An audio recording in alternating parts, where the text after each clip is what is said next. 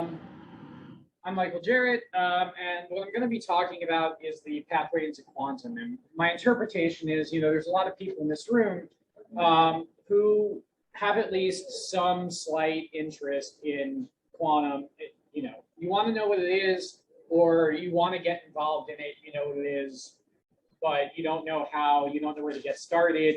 Or maybe, you're looking to get involved in it as a career, but you have some other background that you don't know exactly how it fits.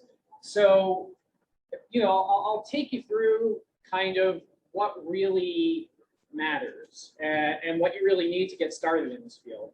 And what you're going to learn is the answer is pretty much not that much, other than an interest in the topic and some strong background in, STEM fields, and sometimes not even that. Oh, great. This is okay. Hold on. There we go. All right. So the first thing is, you've probably seen all these headlines, every single day, or maybe not every day. I see them every day, but my Google feed is a little, biased, about all these different developments in quantum computing and quantum technology. Now, there's been a really big change in the past, 5 years or so in terms of what we're actually seeing. But quantum technology has been around for a long time, all right? You've probably even been inside of quantum technology if you've ever injured yourself. So MRI machines basically are based on, some quantum processes, and they're used to measure, they align your magnetic fields and stuff and measure how long it takes them to be phased. But the science doesn't really matter so much as this isn't really a new field, it's just a rapidly growing field right now. And so my particular expertise is in quantum computing, and that's really the end of things that is experiencing the second quantum revolution that we're seeing. So what exactly are we going to see as quantum technology develops? As Patrick said previously, you're going to have all of these different things. You're going to have limited but really powerful computers, right? So, you might see these headlines that say, oh, once we have quantum computers, every single thing you've ever tried to do on your computer will be 1 billion times faster. It'll solve all the world's problems. This isn't true.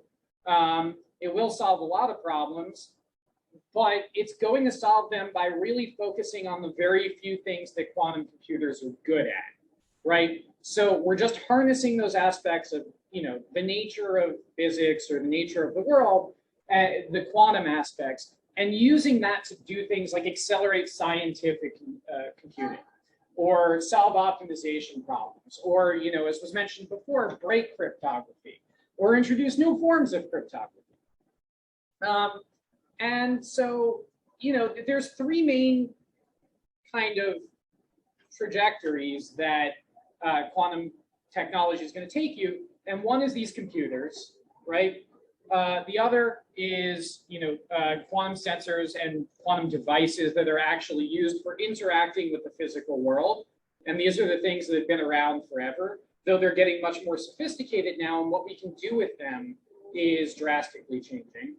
And also, kind of the cybersecurity and communication stuff, right? And this was previously mentioned, but it's incredibly important, and I don't want anyone to lose sight of how, this last category is one where it might even be like, oh, you could be interested in something, you don't actually want to know anything about quantum, but you still want to do something relevant to quantum.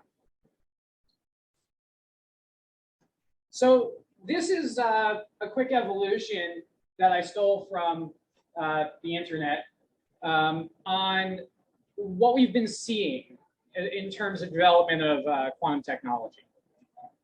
Now, or at least quantum computers. Let me walk that back. Not all quantum technology.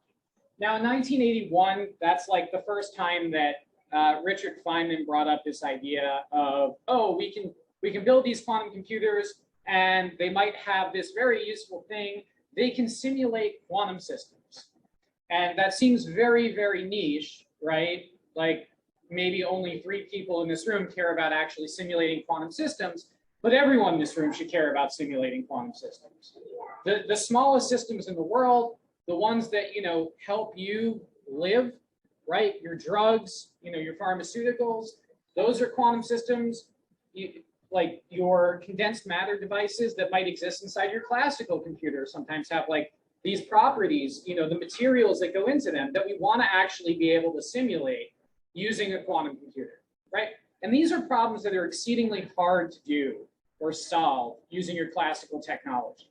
You could be waiting around till the end of time to get any sort of result, yet this actually is proven in, like, you know, in more recent years.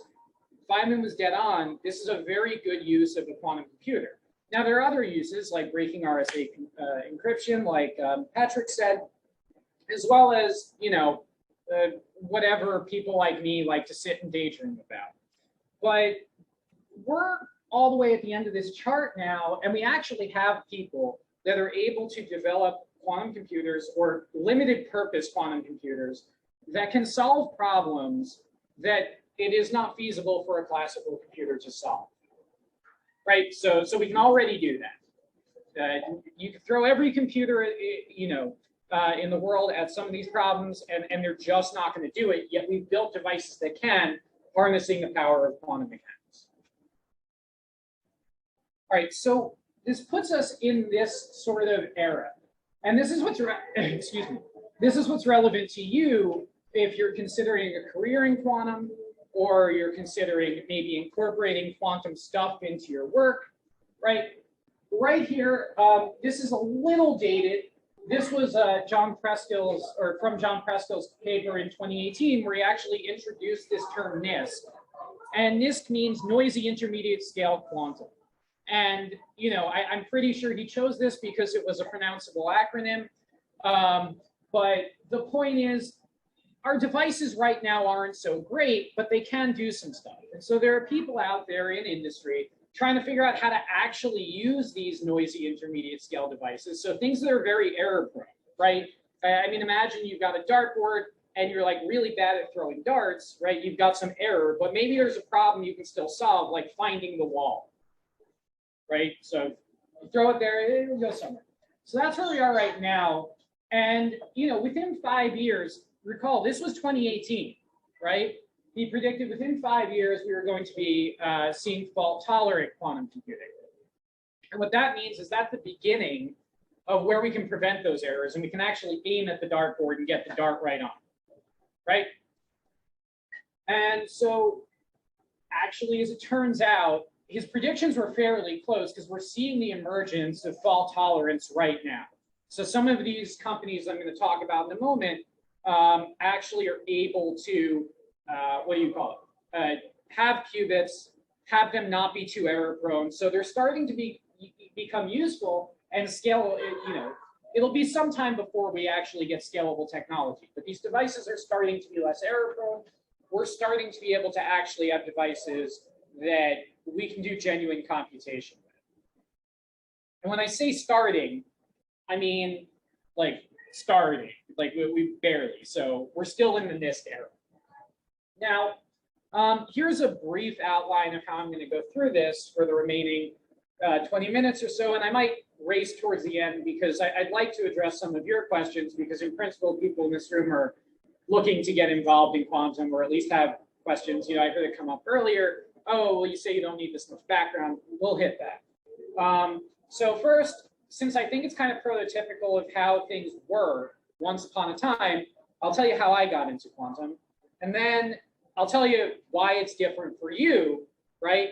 And then I can tell you how you can get involved and maybe hopefully convince you that you should. So I did my bachelor's degrees in physics and mathematics, but I had interest in things that, you know, physicists or theoretical physicists weren't supposed to be interested in, like algorithms, combinatorics, graph theory. This is all like theoretical computer science and mathy stuff. And, you know, I thought maybe I was interested in like gravity and cosmology or something like that. I did some work. It wasn't for me. And I really just like these hard mathematical problems that, seem to tell you something about the way the world was. And I don't know. I didn't think that you were getting this much anymore out of things like particle physics and whatever. And it didn't really incorporate my interest in computer science anyway. And, you got a guy there because I think I just offered some fighting words maybe to a particle physicist. So I knew that what I wanted to study was quantum computing, right? But at the time, this wasn't really a pursuit. So what you studied to study quantum computing was you went and you got a PhD in physics, right? And this is probably why people have that sort of belief that you must go and get a PhD if you want to work in quantum computing, because some number of years ago, that was the only way you did it because there weren't devices, there wasn't an emerging marketplace. So I got the PhD in physics, but my work was entirely mathematical and I was paid for by the computer science department, right? So you can already see the emergence here. I wasn't anywhere, but I was somewhere. And in order to do this at the time, the person who was most interested in quantum computing at the University of Maryland was a philosopher. So that person ended up being my advisor. And my co-advisor was from a national lab. So I did some work at NISK. Eventually, Stephen, who was my co-advisor at the National Lab, joined the University of Maryland. And so I went on to become actually his graduate student. So I graduated from him. But the point is, there's a lot going on here, and there's a lot of interplay between different disciplines. So then at that point, by the time I graduated, quantum computing was now becoming its own field. And so I did a bunch of quantum computing just stuff thereafter, right? I did a postdoc at the Perimeter Institute, the normal way. I went and did some time in industry, and now I'm here, right? And now I'm appointed between the math and CS departments, right? So despite doing all these different things, I have a home that's kind of in this math and CS sort of way. So this is probably what if you're looking at, what do you call it? Pursuing quantum computing, expect that your career is going to have to be, right? Grad school, get your PhD, do a postdoc, all of that stuff. But it's no longer true. So let's first talk about education. So you heard this come up already, which is that the background that's really expected, I guess, in the courses we currently offer and the courses that we will offer is linear algebra. And the truth of the matter is, if you know linear algebra, you know enough to get started in the field. Like, it actually is that accessible. It doesn't mean you can handle every problem in the field or you can do every aspect of it, but you know enough to get going. And in some cases, you don't even actually need that, but those cases are somewhat limited. You're probably going to want to know linear algebra. And then you need a strong STEM background. But maybe surprisingly, it doesn't matter that much what your background in STEM really is, right? If you know linear algebra, if you can handle that aspect of things, then you can kind of come at this from any different place, and you're going to find that the skills that you have and the knowledge that you've obtained will end up being useful. You just are going to have to find the right bucket for yourself. So, let's talk about like different disciplines and like what they're actually going to be bringing to the table here, and what you can learn from all of these different places. So like, you might be thinking, oh, we only have one quantum computing course, but I'm interested in this topic. I want to be able to, learn something relevant, even if I'm not learning quantum this or quantum that. Well, I mean, the top 3 or 4 are the obvious things, right? You got your physics, your mathematics, your computer science, and your EC. Like, all of these topics are go-to things that you might just look at and say, oh, there's this class and that class and this class, and they're going to be relevant because what are we doing at the end of the day? We're either playing with quantum systems and, in a laboratory, or we're trying to figure out what we can do with quantum devices or quantum communications. And that's really, kind of the domain of the top four. But then you've also got things like chemistry, biology, finance, and like, suppose these are your backgrounds. Well, you still have some utility here, right? Because you know some linear algebra, you can understand what a quantum computer is useful for, but you're coming at it with, problems that, maybe other people in quantum computing don't know. And so, there's still stuff you can learn here, especially when it comes to scientific computing or how to apply computers to attack these problems that'll carry over and allow you to basically get started with doing things the quantum way, for lack of a better phrase. And, even if you're not in, even if you're not in STEM, but you're somebody like, my initial PhD advisor, like you're a philosopher, you might know logic, right? And logic in and of itself is an incredibly important foundation for quantum computing because the circuits that we look at the end of the day, they're logical constructions, right? And so you actually do have people housed in philosophy departments right now doing, pretty foundational and very important work for how to build a quantum computer. I'm friends with a few of them. And so you really run, no matter where you are, this is probably something you can get involved in. And here's a spattering of different things you can study that, I just kind of spouted off from whatever department you happen to find them in that you will find relevant. So Shor's algorithm, Peter Shor at the time, I believe, was a number theorist. Or at least uses a lot of number theoretic concepts. Scientific computing, numerical methods, general physics. I distinguish quantum theory here from quantum mechanics, right? Because quantum mechanics, which is typically taught in the physics curriculum, isn't the same thing as the mathematical quantum theory, which is, this theory about like, let me not go there. The point is, there's a bare bones quantum theory that is really crucial to quantum technology, right? That doesn't worry about what is actually happening at the physical level. And so, you can look at all these things and even cryptography, right? There are cryptographers doing work relevant to quantum right now that don't necessarily know a thing about how quantum computers work. And they don't even necessarily know the same mathematics. But they don't need to because it ends up, which I'll discuss in a minute, not being as important as you think. So there are different places you can go with this. And, again, 10 years ago, 15 years ago, there was one place you could go with this, or actually, I'm sorry, two, the top two. You had two options. You were either going to be in academia or you were going to do government research. So you're going to work at a national lab. And mostly you were just going to be in academia. And that was your only option. A few years ago, the government became much more interested in it. And so now government research is becoming, like in this area, is growing exponentially. You can pursue industry research. And this is probably the area where this field is growing the most, right? Everybody wants to build a quantum computer before everybody else builds a quantum computer. Or they want to figure out what to do with it before everybody else figures out what to do with it. And, in principle, there's a lot of money to be had.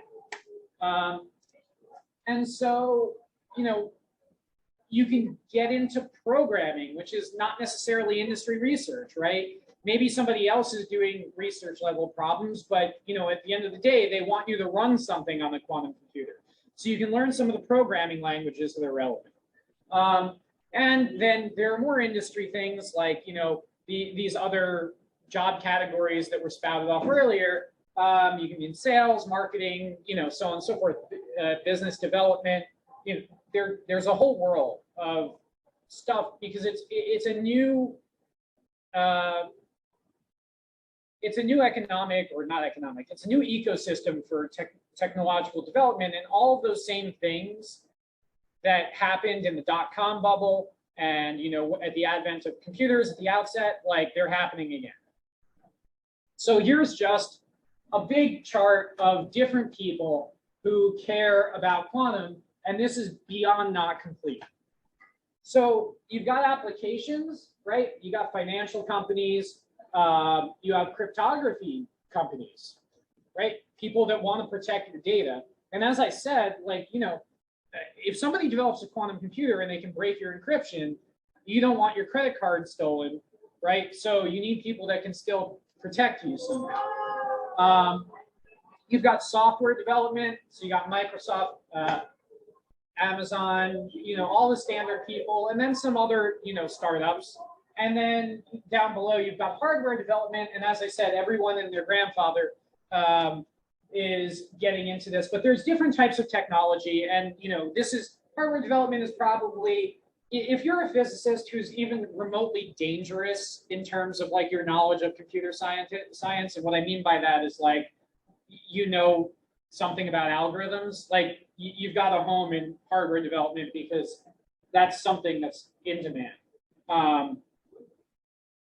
So there are three main research/career trajectories, but let's just focus on research right now. As we mentioned, quantum computing, quantum metrology and sensing. I'm almost out of time, so I'm going to zoom. And quantum comms. And so let's just jump ahead. Quantum computing is basically got some subcategories. There's hardware, software, algorithms, applications. Software and algorithms aren't necessarily the same thing, right? You can be involved in inventing algorithms, and you can also be involved in actually implementing said algorithms on the computer. So quantum sensing, we described a little bit. You know, you've got things like atomic clocks, medical devices. It's the detection of things and stuff. So if you're more of a hands-on sort of person, you know, maybe you want to be involved more in sensing, though there is some theory work there. It's mostly in the physics domain. And quantum communications, which is where your networking and your cryptography and your quantum information theory falls. So this is a lot of that ECE sort of influence, as well as the crypto influence. So why should you get involved? Well, turns out your background, whatever it happens to be, it probably brings something to the table that you don't anticipate, right? Quantum technology is going to be, if it works out right, it's going to be used somewhat ubiquitously. And the more you understand how it's going to be exploited, the better off you're going to be. And, you know, this would also improve, you know, even if you're just like a software developer or something, this is going to improve your marketability, right? Because this stuff is coming out in however many years, and you'll know how to use it. All right, so how do we get involved right now? Well, there's a few different ways. You can join research projects. Everyone's been pitching that. Talk to us. You can take some classes. Right now, there's a couple of different courses. One was mentioned earlier. I'm offering quantum algorithms course as well. You can apply for internships, and these things are available not just for, you know, undergrads or grad students, but they're also available to faculty and stuff like that. So, right, if you want to go and like spend some time at IBM, this is something that you can actually do. But then there are also some domains, and I knew I would say this, or I know I said I would say this, where you can get involved without learning too much. So maybe you don't even really, you know, want to learn basics. Well, you can get involved if you're a cryptographer, let's say, in post-quantum cryptography. And what post-quantum cryptography is it's just classical cryptography, but where you don't make all of the assumptions that are typically made by most modern cryptographers, right? Because we know Shor can break factoring, so we no longer make the assumption that factoring is hard, and we then build safe cryptographic protocols based on other primitives instead. And then you can learn some quantum programming languages. So sometimes if people like me do their job right, in your library of quantum programming languages, there will be quantum algorithms built in. And so you can call quantum search, right? And you don't necessarily need to know what's going on under the hood. I think it's wise to know what's going on under the hood, but it's not necessary. So yeah, let me actually, since I'm running out of time, stop. This is a QR code for my students. If they are here, they can scan it and check in. And I will just try and respond to a couple questions on possible career trajectories rather than going through that slide.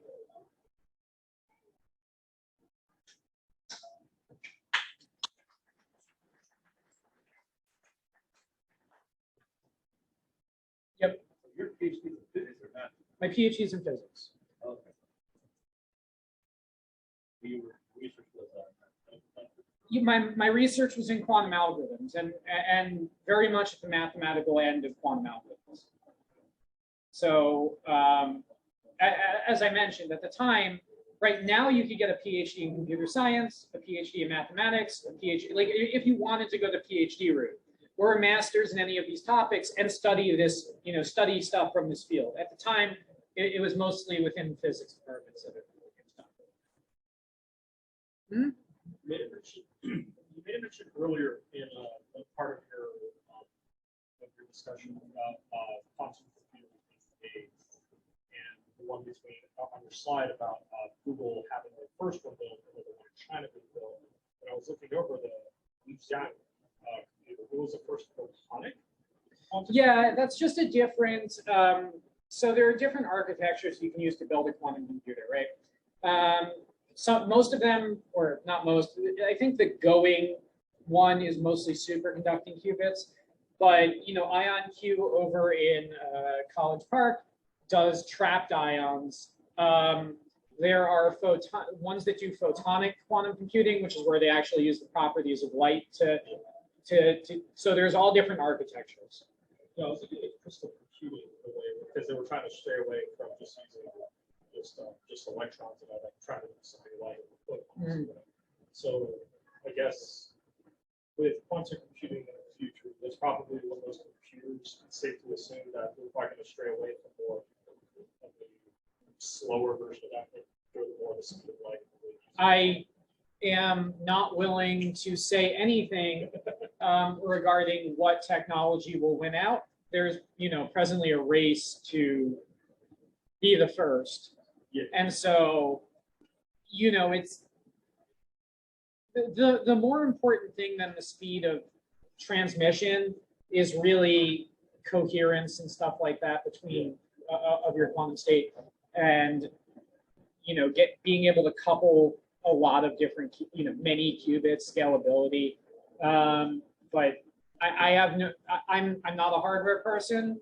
I don't, I work on algorithms, so I can't sit here and tell you what all the pros and cons are of the different technologies.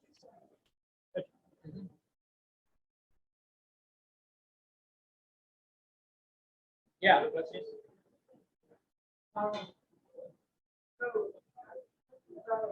I can't hear you.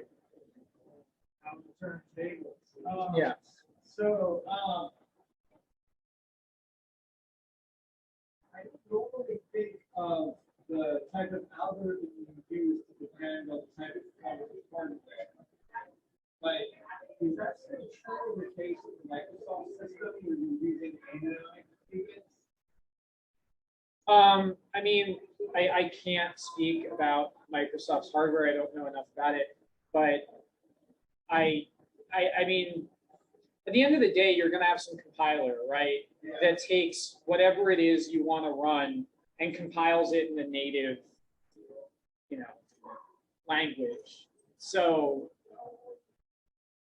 I think that, especially when you're talking about Nisk hardware, right? You have a situation where you're probably going to be designing algorithms that are more intimately connected to the physics. But I imagine that, in 10 years or so, that will no longer, right? Like, so, I'm sure that some people are designing algorithms that depend very heavily on onions, but most people like me think in the circuit model or some alternative abstract model.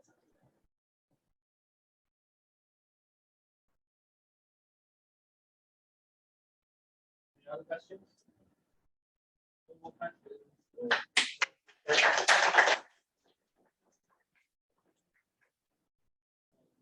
This is a master set, not the seminar set.